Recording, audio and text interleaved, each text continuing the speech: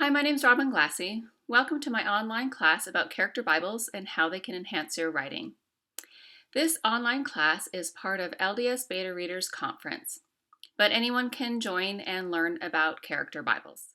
Again, my name is Robin Glassey, and I'm a clean YA fantasy author of an epic fantasy series called the Azetha series. It's a cross between the Lord of the Rings and Robert Jordan's Wheel of Time series for young adults. I found while I was writing my series that I needed a way to keep track of my ever-growing list of characters. At a League of Utah Writers conference, I learned about character Bibles and I fell in love with this way of tracking my characters and their traits. So what is a character Bible? A character Bible is a type of outline where everything about your character is found in one central location. All of the questions and all of the information that you've gathered about your character can be found in one place. What are the advantages of a character Bible? Well, I've already mentioned before that it provides you with an alphabetical list of your characters, making it easy to find who you're looking for and information about them. But it also helps you make decisions on character names, reduce unnecessary characters in your story, prompts you with ideas for character creation, helps you to see the gaps in your character creation during the editing phase, and helps you to track changes in your characters over the course of a series. So we're going to explore these ideas today. But in order to do that, we first have to ask ourselves, when should we create our character Bible? The answer to that question is, it depends. It's like asking a writer if it's better to be an outliner or a pantser. You're going to get different answers from different people. So you might experiment with your character Bible and figure out what works best for you. And you may find yourself doing what I do and using your character Bible in both the draft phase and the editing phase. And here's why. When you start working on your story and you're working with your main characters and your minor characters, you're going to be asking them questions about goals and motivations, because those are the kinds of things that are going to drive the story forward. And that's what I'll do. And I'll open up my character Bible at the beginning, asking my characters these questions, and I'll find myself copying and pasting a little bit from my draft into the character Bible. But then I really want to stay in the flow of writing my draft. And I don't find myself going back and forth a lot into the character Bible, just a little bit here and there. But when I get to the editing phase, that's where I'm really using the character Bible for all of my characters. And so that's what I want to really talk about today, is how to use the character Bible during the editing phase. So when you've finalized your draft, that's really when you know who all of your characters are. And so that's what we're going to talk about today, is using the character Bible during that editing phase. What do I put in the character Bible? Well, the first step is to create your alphabetical list of characters. This list should include everyone who appears in the story, not only major and minor characters, but even those who are only mentioned once, as well as those with no name. For example, in one of my recent stories, I have a young mother pushing a stroller. She doesn't have a name, but I include her in my character Bible for that story. Step 2 is review and rename. Once you've created your alphabetical list, take a close look at the names of the characters you have created. You may discover that you have favored certain letters in the alphabet over others, and you may need to change some names. Here's a screenshot of the S section of the alphabetical list I made from one of my stories. It helps me to see all of the S names so I can decide whether I have too many. With this, I'm considering changing Sharon's name and also Samantha Stapley's name to better reflect her heritage as a descendant of Penley Pondridge. So my list is already helping me to make thoughtful choices with my characters. So once you've made any necessary changes to character names, the next thing that you're going to do is total up the number of characters that you have in your story. And you're going to compare that total to the genre that you're writing. So you total up your number and you go, oh my gosh, I have 100 characters in my story and I'm writing a children's chapter book or, a board book. Oh my gosh, this is way too many. and you realize that you need to bring that total number down. But maybe you look at it and you go, I'm writing epic fantasy and I have 100 characters. You know, if you're Robert Jordan writing The Wheel of Time, he probably has 100 characters by the end of book one, and he's looking good, right? So look at your total number of characters, look at your genre, and figure out if these two go together or not. But don't panic if you realize you've written too many characters. There are some things that you can do to bring your total number down, and we're going to take a look at those. Step 3 is character evaluation. Now that you've counted your characters, maybe some of you have realized you've written too many characters in your story. I recently wrote a middle grade story, and when I did my character count, I discovered I had over 70 characters. That's way too many for a middle grade novel. It's just not consistent with my genre. So I had to do a character evaluation. You begin by reviewing your list to see if you can eliminate any unnecessary characters. Is there anyone you can cut out of the story and the reader wouldn't miss them? I know we get really attached to our creations and it can be hard to cut characters out. But if they aren't moving the plot forward, get rid of them. Remember that extra characters are taking up space in the reader's mind. They're trying to remember everything you're throwing at them, and there's only so much information they can store.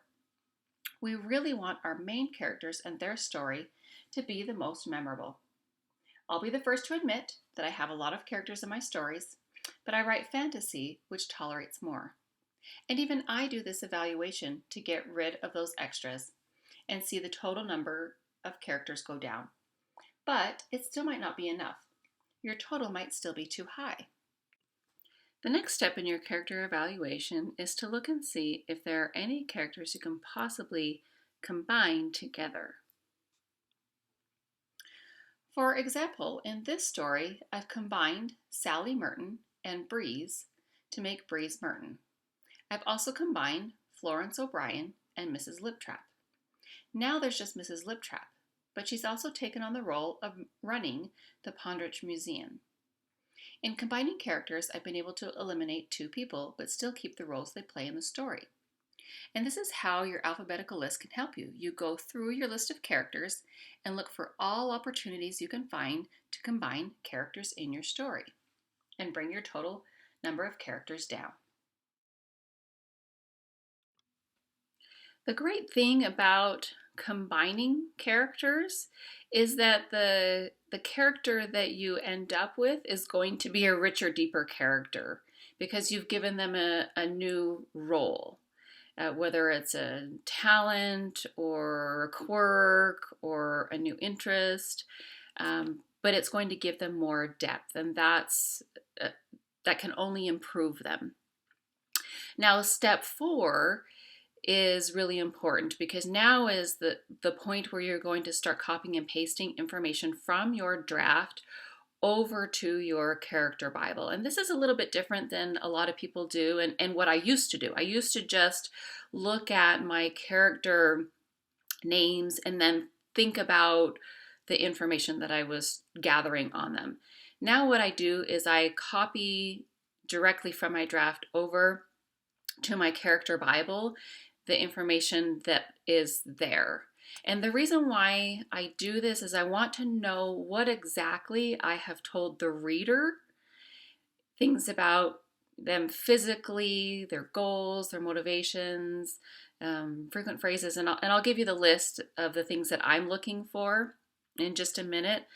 But I want to be able to see what I have told them so that I can know where the gaps are and what they don't know. So what kinds of information can you include in your character Bible?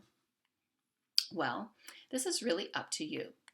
I've already mentioned goals and motivations, which are really important to your main character and moving the story forward. These determine a character's actions and reactions.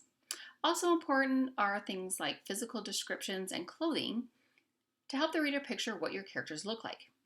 You could add in background, so you know where this character comes from.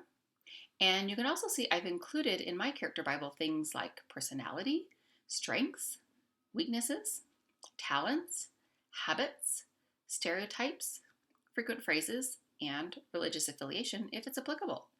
Now, not all of these will necessarily be filled out, as I'll explain later, but this gives me a template to be able to work with. So let's take a closer look at some of these things that you might choose to include in your character Bible. Under physical traits, it would include anything that would describe the character physically, such as like eye color, nose shape, mouth shape, teeth. Are they straight or crooked? Is there a gap in their teeth? Maybe color, hair color and length. Do they have any hair at all? My husband lost his hair, was losing his hair in his teens. Don't tell him I said that. It could be height, weight, gender, tattoos, anything like piercings, really anything that describes a character physically. It could be hands.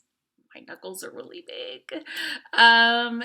Really anything that describes them physically. I know I keep saying that, but really hone in on those traits that are really defining for the character. Maybe that other people notice about them, or things that they are self-conscious of, right? Because other people may not even pay attention to it, but the character themselves, they are really self-conscious of those things. My husband's really creeped out by the fact that I can spread my toes. I don't care about it. But for him, that's just like, stop doing that. So what are those things? And copy and paste those things as you are describing them. Under goals, there are external goals, like save the world, defuse the bomb, rescue the prince, kill the dragon, maybe stop a nuclear war. And then there are internal goals that a character might have, such as be successful, be a better father or mother than your father or mother was, be a good friend, find your one true love, make your parents proud of you, or maybe even just something very basic like live to see tomorrow. Now, goals are different from motivations. Motivations are the reason behind the goals, and these are shaped by the character's values, upbringing, and circumstances. Let's take the book Delirium, for example. This is a book I read recently, and in it, love is banned, and people have surgery at the age of 18 to be cured so they don't get infected. The main character in this story desires to have the surgery so that she doesn't become infected like her mother was. And this is until she meets a boy and she falls in love. At this point, she no longer wants to have the surgery, but instead she wants to stay with the boy. So as you can see, when a character discovers something new or learns something new about their world, his or her motivations can change, and as a result, goals change. Character weaknesses can be some of the most interesting things about our characters. So when you are looking for those things in your draft and you're doing your copying and pasting, look for the weaknesses. And I think about the 6-4 rule. So for your protagonist, having 6 strengths and 4 weaknesses, and for your antagonist, same thing, but kind of the opposite, that there are 6 negative characteristics and 4 strengths.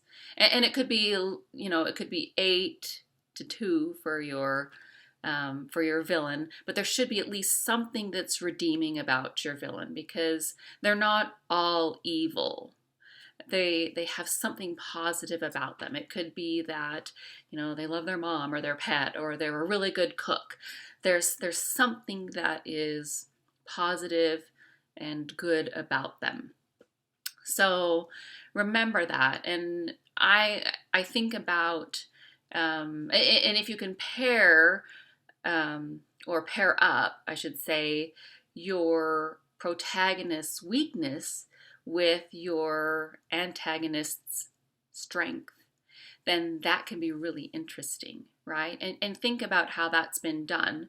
So, for example, Superman, because I love Superman, he has a weakness for kryptonite. And then you have Lex Luthor with his unlimited resources. He just always seems to have kryptonite on hand, right? So think about that for your characters and how you can pair those things up in your story to make it even more interesting. Now, under stereotypes, I have this in my character Bible because I want to consider if my character conforms to any known stereotypes or tropes, and I don't want my characters to look like every other character out there. So, for example, when I'm writing about elves, there's the stereotype that all elves are arrogant. And while this is the case for some of the elves in my story, it's not true for all of them. I have a group of elves in my story called Vonere, and these are elves who have been exiled. They have no house, they have no resting place. They are much more humble and willing to recognize the main character Tika as the chosen one. And even when you look at this trope of the chosen one in my story, I challenge it by the idea that the Elven Queen may have actually orchestrated Tika's birth. So know what your stereotypes are and then find a way to break out of them. Keeping in mind that stereotypes can be useful for your walk-on characters when you don't want to spend a lot of time in descriptions, so they can serve a purpose and give a built-in picture to a reader's mind of what a person looks like or what they're interested in.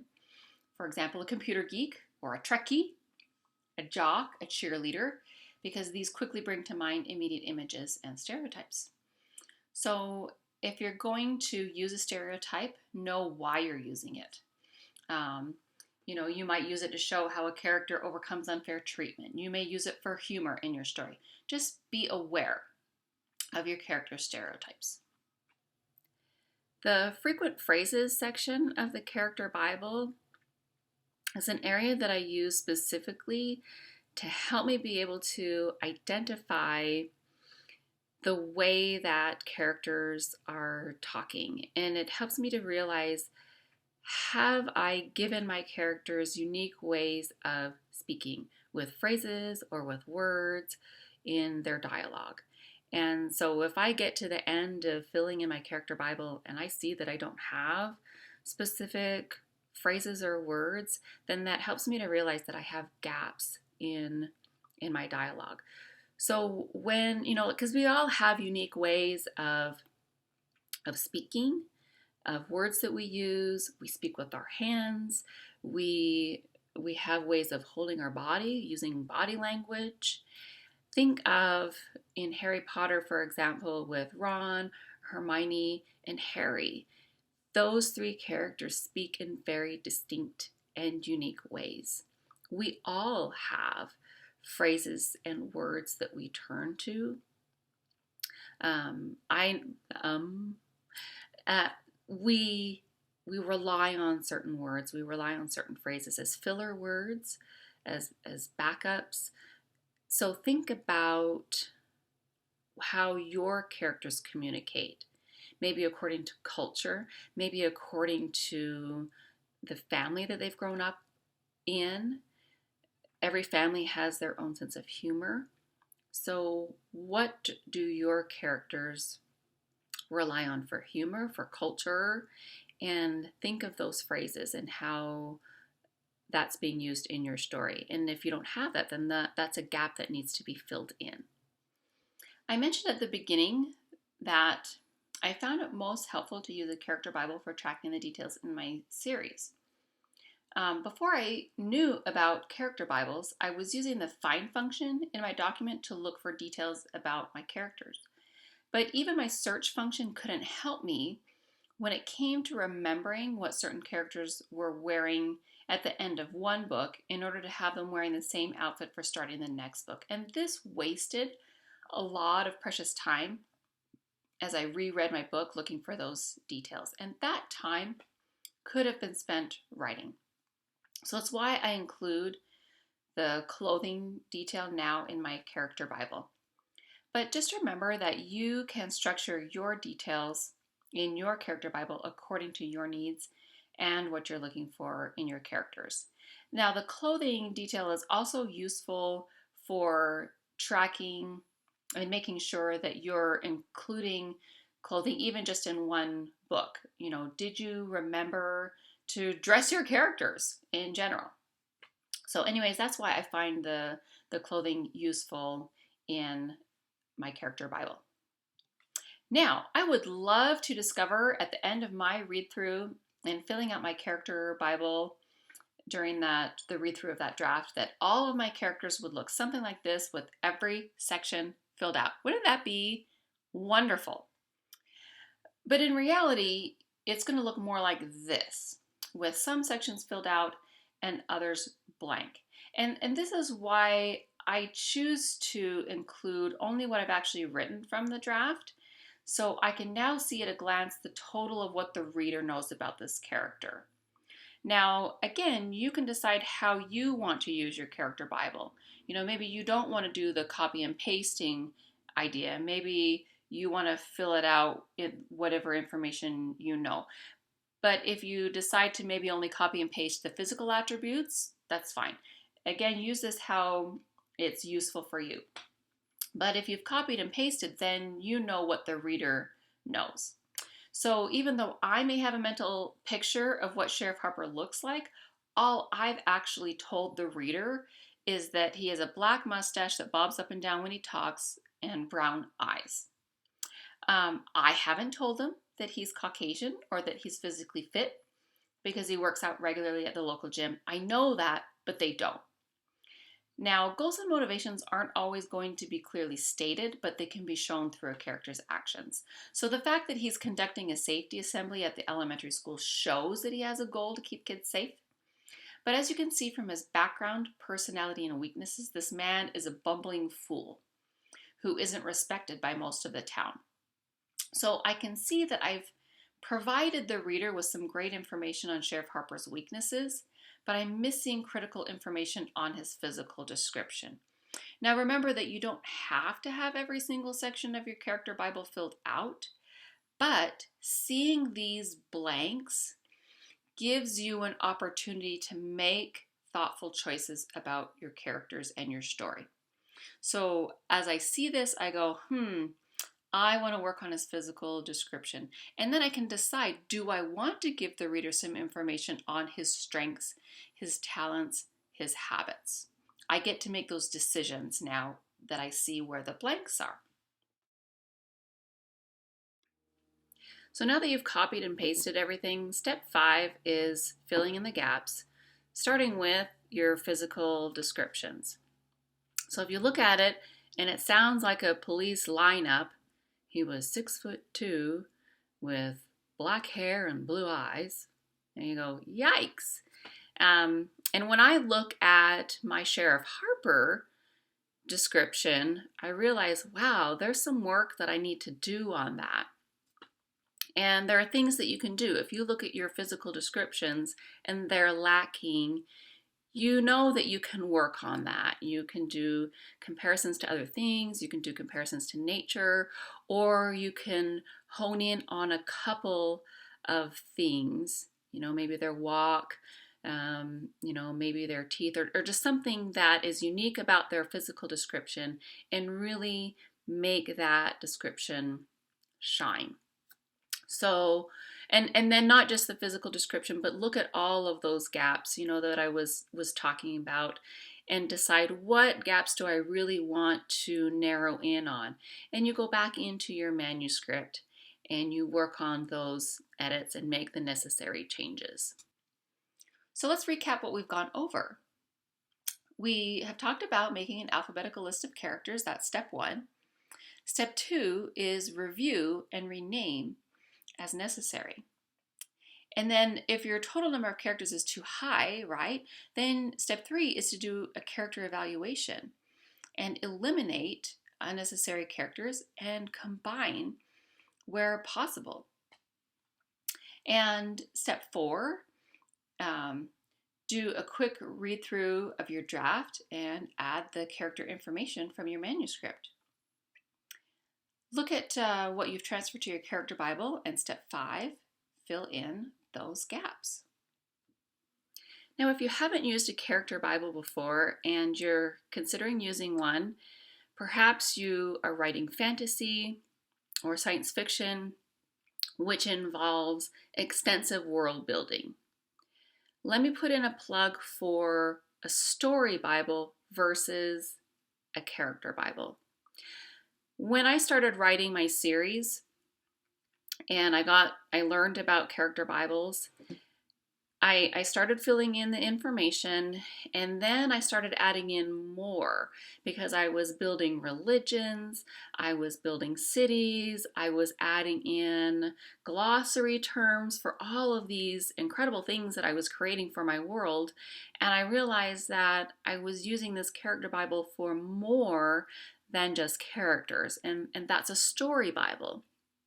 So consider creating a story Bible versus a character Bible because it can hold all of the information about your world in it. And again, it's this whole idea of having everything in one central place so that you're not having to go back into your story and find what you created and wasting all of that time. So it's just a great resource to be able to hold everything together. And then if you're having to build a glossary of terms at the end of your book, which is what I had to do for my second book, and then I was having to go through the book and find all the terms. I'm like, why am I just not keeping a story Bible? So that's what I did. So think about that. What is going to be more useful for you? Just keeping a character Bible or a story Bible? Well, thank you everyone for joining me today and learning about how character Bibles can enhance your writing. I hope some of this information has been helpful for you. And if you want to download just that basic template of the information that I use, it's really simple. I have it on my website, robinglassey.com, and you can download that, and you can add more information about the things that you want to track as well. You can also get a free copy of the first book in my series, Secrets of Fathara, and you can download that. Please if you have any questions, I'm always happy to answer. And I wish you all of the best in your writing goals and dreams. Thanks for joining me again today.